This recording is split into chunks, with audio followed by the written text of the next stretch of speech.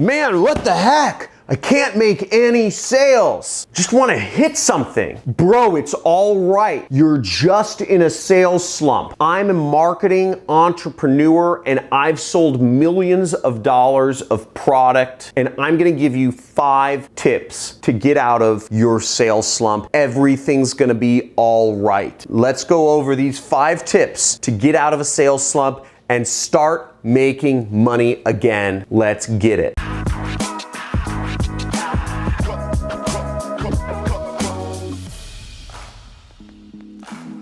Hey, John Crestani here, marketer and tech entrepreneur, and I've been there. You know, I do sales and marketing for a living. I've been there where you just want to freaking hit something because you can't make a sale. You can't get a deal. You're marketing over and over, you're selling over and over, and your numbers are 0, or your numbers, maybe they're low, and you just can't make any money. Don't worry about it, because we all go through it. It's a cycle. What it is, a sales slump is this cycle where you don't make money, and then your confidence goes down, and then you get worse and worse and worse and worse, and you start doubting everything. Are you in a sales slump right now? Type in I am in the comments if you are, but it's a downward spiral because confidence helps sales and marketing, and it just all gets worse. Now I'm gonna be talking about 5 tips to get out of sales and marketing slumps in this video, and these tips are right here, and the first is, as always, keep going. Now I train thousands of students. I teach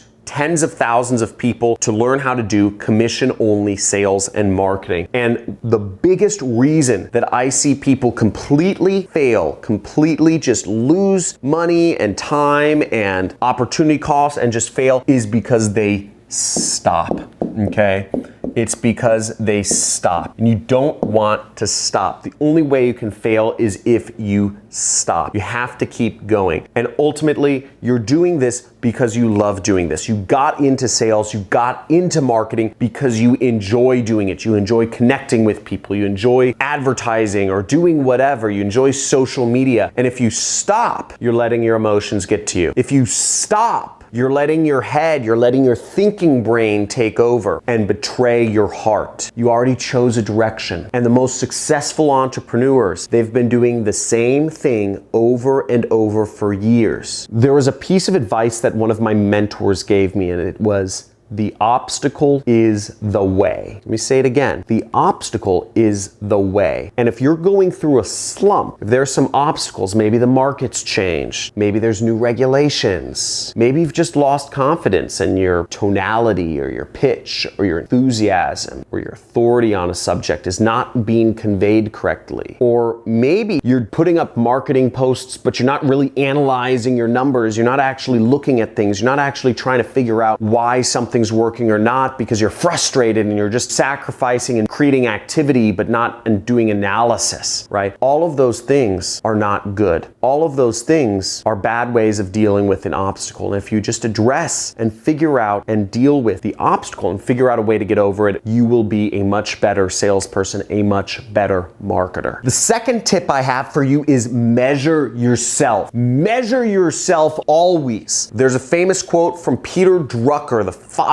of modern management, which says, you can only manage what you measure. And if you aren't measuring yourself, you're not managing yourself. So let's go over this real quick. Now, anytime I go through a sales slump and I sell other people's products on the internet through a process called affiliate marketing, I go through slumps as well. My income varies. It goes anywhere from $200,000 a month to $900,000 a month. And you betcha that I get really annoyed when I'm making $500,000 or $900,000 a month in my business and our sales go down. If I'm used to making money up here at, let's say, 900K, and then I go all the way down to 200K, that hurts. That hurts. This is total revenue. When, you know, sometimes my business, it'll run in the negative. I'll be losing money. And the previous month I would have made $250,000 profit. So that hurts, and it really affects my entire mentality. And what I start doing when that happens is I do something that's very easy. I start measuring myself. And what I do is I create a chart, okay? There's a sheet on Google Drive that I use, and I just measure what I do each day. I say time started, okay?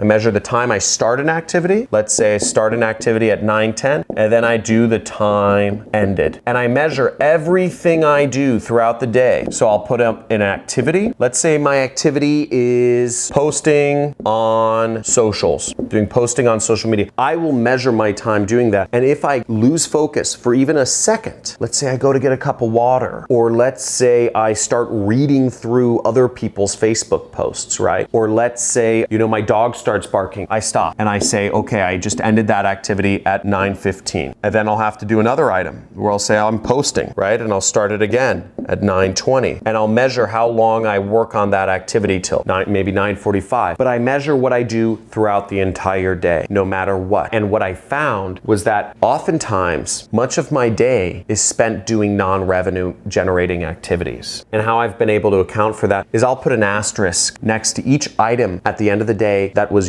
useful time for creating sales. And what I found is that when I'm going through slumps, when I begin the slump, I am spending an inordinate amount of time mucking around. Maybe I'm making coffee, or maybe I spend extra time at lunch, or maybe I spend time reading through social media or reading the news or doing stuff. Anything besides actually selling, anything besides actually posting links, which is what marketing is. It's posting links, or in sales, it's picking up the phone or knocking on doors, right? The more you measure yourself, and my advice here would be create more output, create more time where you're selling or you're marketing. Get your days so that you get out of the non-revenue generating activities so you can spend more time with your family. Now, the third tip I have for getting out of sales slumps is actually education. Learn more. If you are a smarter, more knowledgeable person, if you invest in yourself to become better, you're gonna give yourself a better chance of getting out of a sales slump. The more you learn, the more you earn. Now, I personally spend 2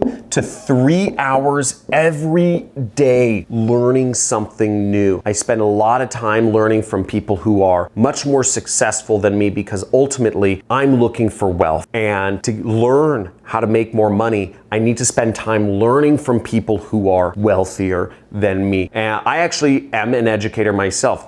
I'm teaching here, but I actually have a training course, a 6-week training course where I teach paid advertising and affiliate marketing, which is a way that you can create your own marketing business, marketing other companies, and get paid hundreds of thousands of dollars. There's really no cap. It's a commission-based position, and the power of the internet gives you monster leverage. So if you want to learn more about how to do marketing and stuff, you can learn from me, but there's many other courses that you can go through from people who are successful in sales and marketing, Ty Lopez, Grant Cardone, Tony Robbins, etc., where you can learn a lot. I spend a lot of time learning, and the more I learn, the more confident I get, and I've also found that confidence is very highly correlated with being successful. So enough about that. The fourth tip I have for getting out of sales slumps is, oddly enough, focusing on your health. Now, I just mentioned to you that confidence is a very important factor of being successful. And I found that getting your health in order, getting in good shape, getting that energy flowing, there's so many benefits of being healthy. Not just looking at yourself and looking in the mirror each day and saying, darn, I look pretty freaking good. But the benefits beyond that include stuff like you breathe better, your lungs have more capacity, you get more oxygen to your brain, literally oxygen. And what you feed your body, fats, amount of fats you put in your body, fats are good. If you eat healthy fats, they're brain food. If you focus on your health, you keep your machine oiled, you're gonna think better, you're gonna have more energy, you're gonna be able to attack problems better. You're not gonna get that brain fog. How many of you have ever gotten brain fog, by the way, where you're trying to focus, you're trying